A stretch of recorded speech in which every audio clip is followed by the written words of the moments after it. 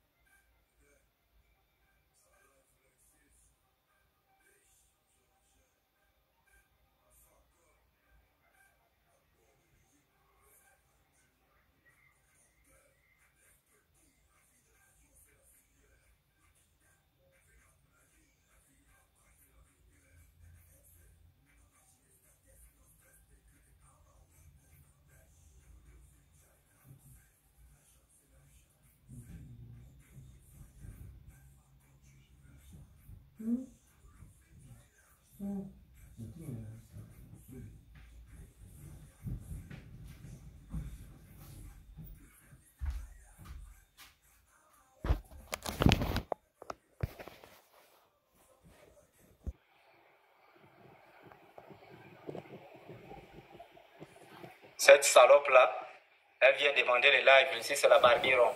Alors, allons-y.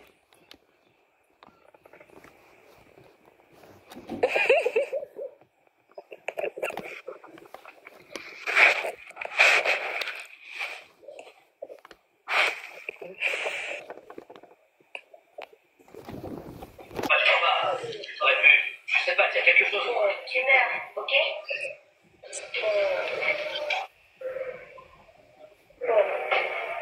Tu meurs, voilà ce qui se passe. Vas-y, en 48 heures à peine, tu meurs en Oui, allons-y. Bonsoir mon aîné. Oui, bonsoir. Ouais, j'espère que ça va. D'abord, je vais dire bassé à tout ce que tu as dit. Bassé, bassé, 1000 fois bassé, 100 fois, 2000 fois, des millions de fois bassé. Parce que moi,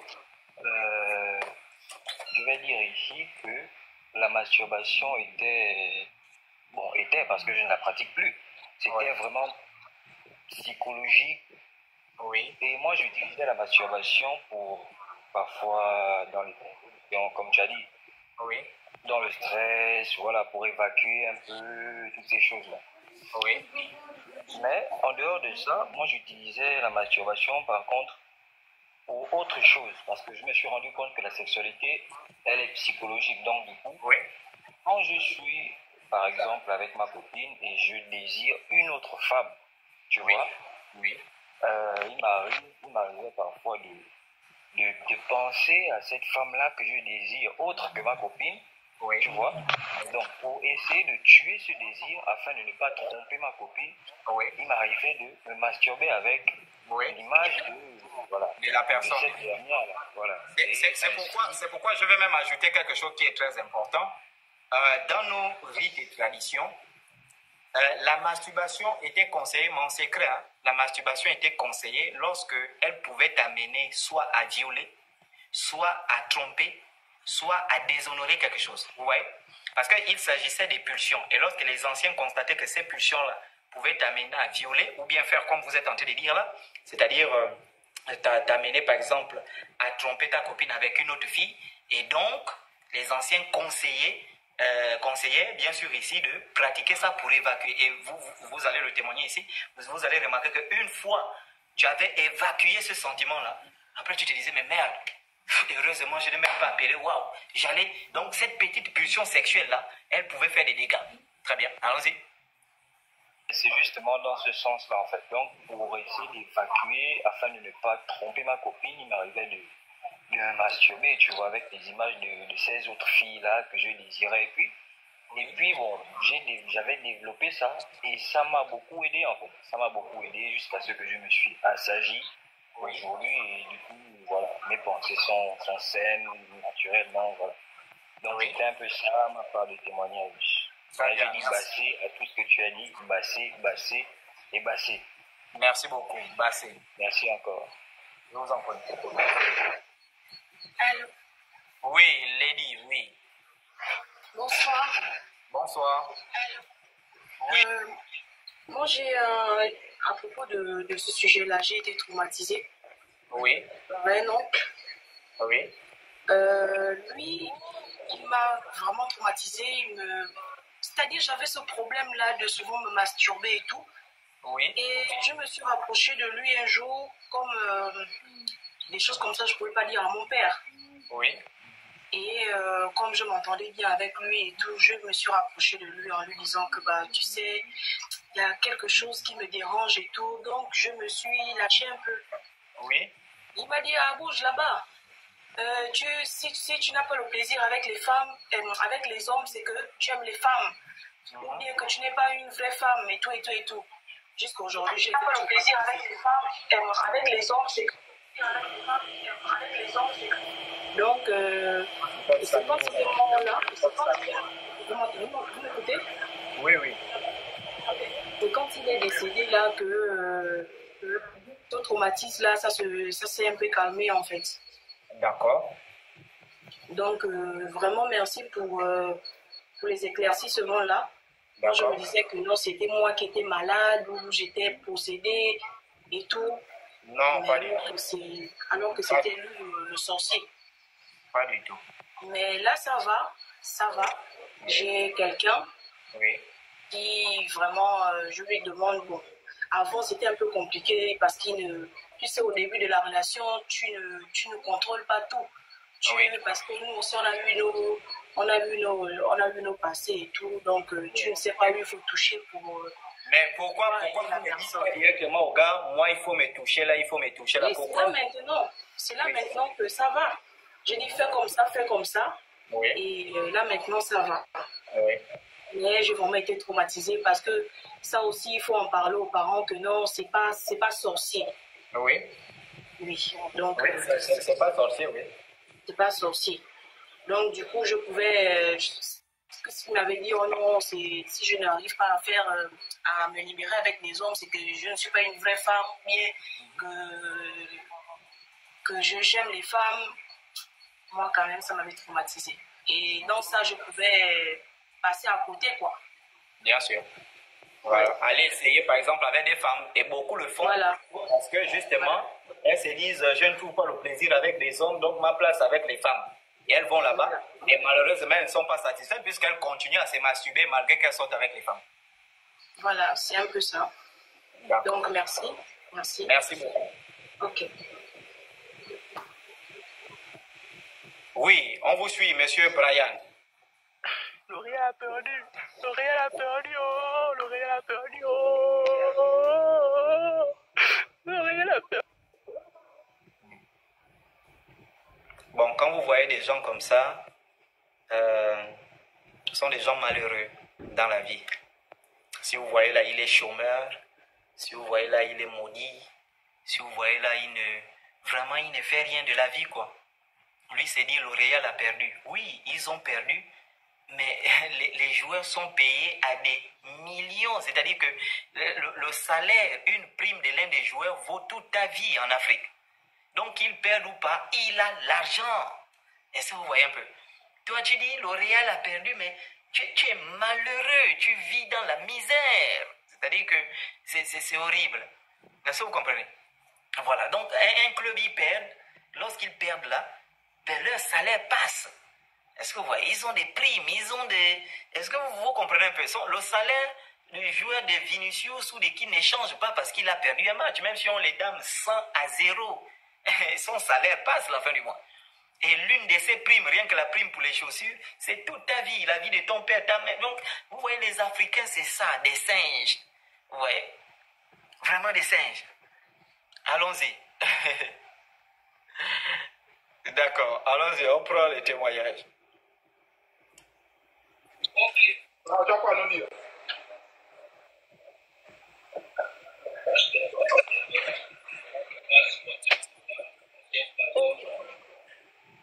Pardon, dégage de la droite. Oui, monsieur Ousmane, on vous écoute.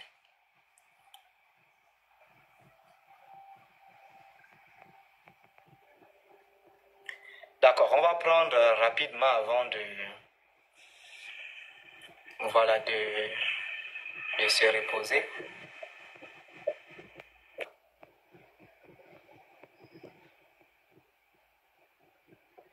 Les trucs là, prendre les gens là, je ne connais pas parfois. Ah, d'accord, on descend. Ah, d'accord, ok. Alors on peut descendre jusqu'en bas. Oui, on vous écoute.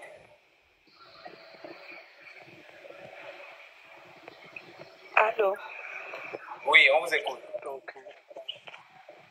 Allô? Oui, on vous écoute. Bonsoir. Bonsoir. Oui, j'espère que vous allez bien.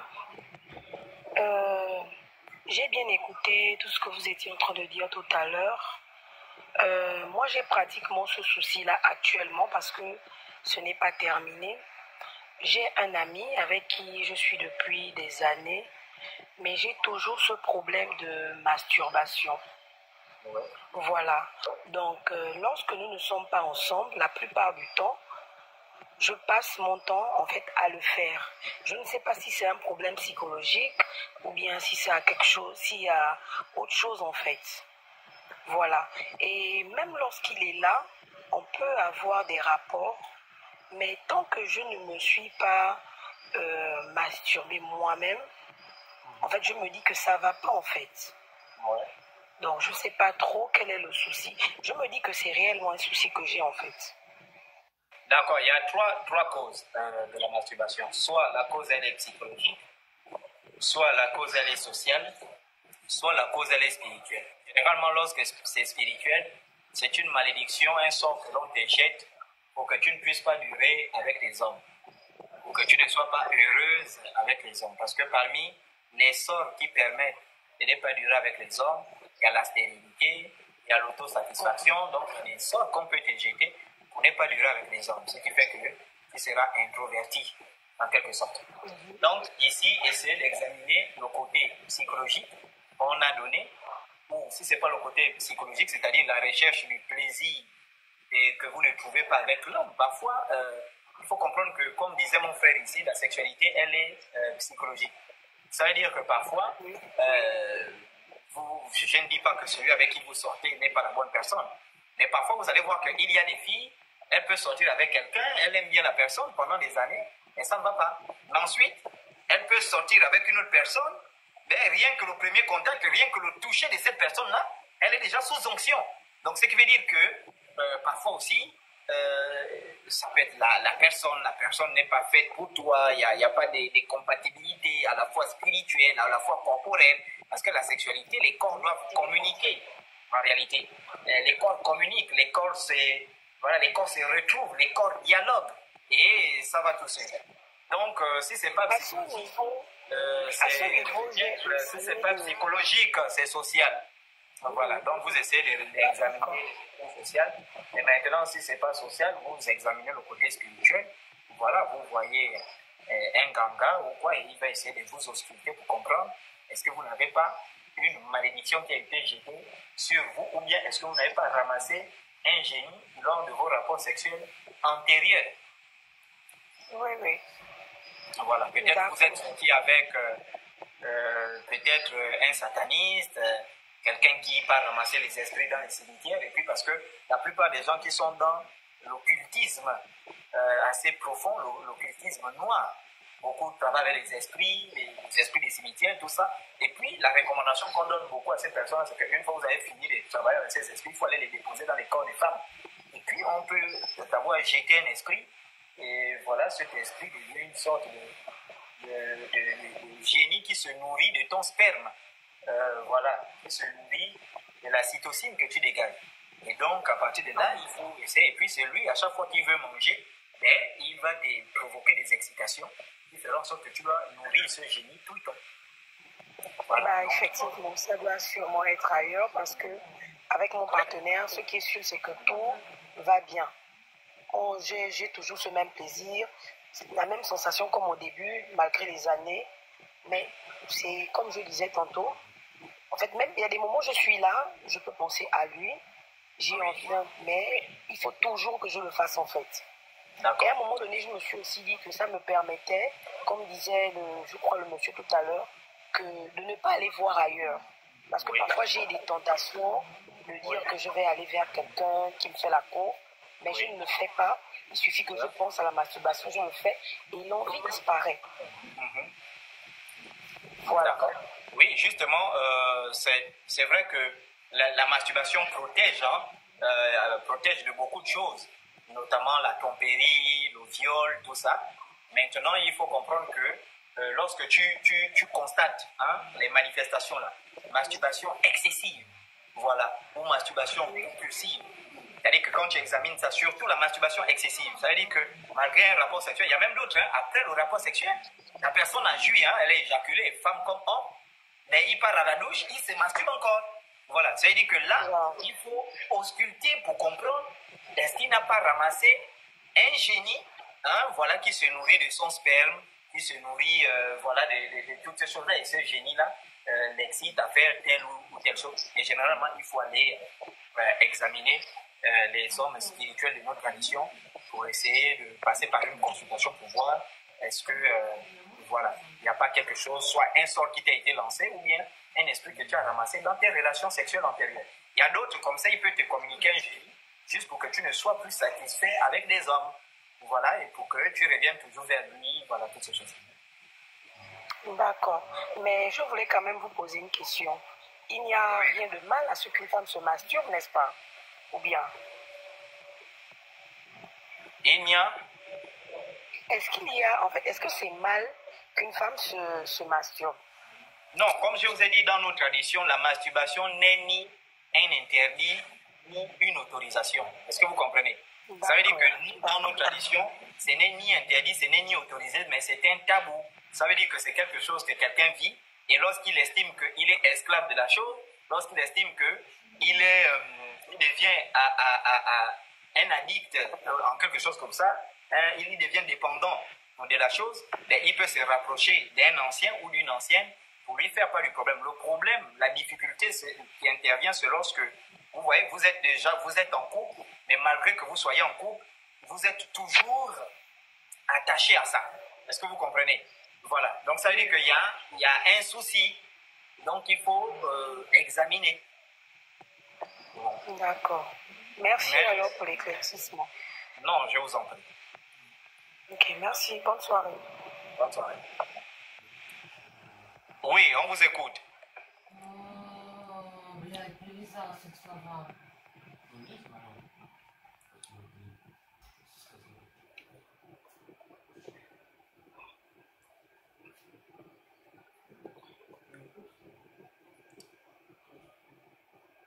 Il n'y a pas de retombées, vous êtes des menteurs. Il n'y a pas de retombées. Moi, je vais vous prendre un exemple. Moi, quand j'étais à l'église, on me disait, et il faut faire attention aux idées reçues. Quand j'étais à l'église... Bonsoir. Oui, bonsoir. Oui, moi j'ai une question. Oui. Je voudrais savoir, par rapport à ceux-là qui ont les maris de nuit et qui se voient au matin mouillés et tout ça, je sais pas à quoi c'est dû, à la masturbation ou bien c'est toujours les maris de nuit? Explique, quand tu es mouillé, est-ce qu'il y a le sperme d'un homme ou bien c'est ton propre sperme?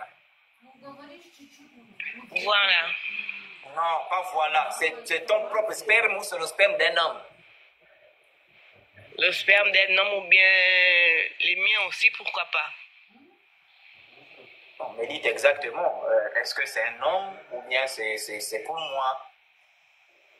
Bon, c'est pour moi. Je prends un exemple. Vous dormez par exemple en jean, c'est bon? Oui, oui. En jean avec, en jean, hein, vous dormez tranquille, un jean, un haut, tout ça. Est-ce que vous vous réveillez déshabillé? Oui. Non. C'est pas un mari de nous. Vous savez, il y a beaucoup qui... Moi, j'ai vu des gens qui délivrent le mari de nuit. Il y a beaucoup qui sont victimes parfois de la masturbation. Hein, et cette masturbation, parce que ton cerveau peut te dessiner un homme. Vous savez, c'est pourquoi on parle de masturbation compulsive. Ça veut dire que quand la masturbation est compulsive, pour évacuer. Et donc, lorsque cette chose-là, j'ai envie d'évacuer un sentiment et que le canal que j'ai trouvé, c'est le canal de la masturbation, ton cerveau peut te construire un homme. C'est-à-dire que tu rêves, tu vois un homme en train de sortir avec toi, mais en réalité, c'est un homme. J'espère que vous comprenez. C'est toi-même qui te fait l'autosatisfaction, mais par la puissance de ton cerveau.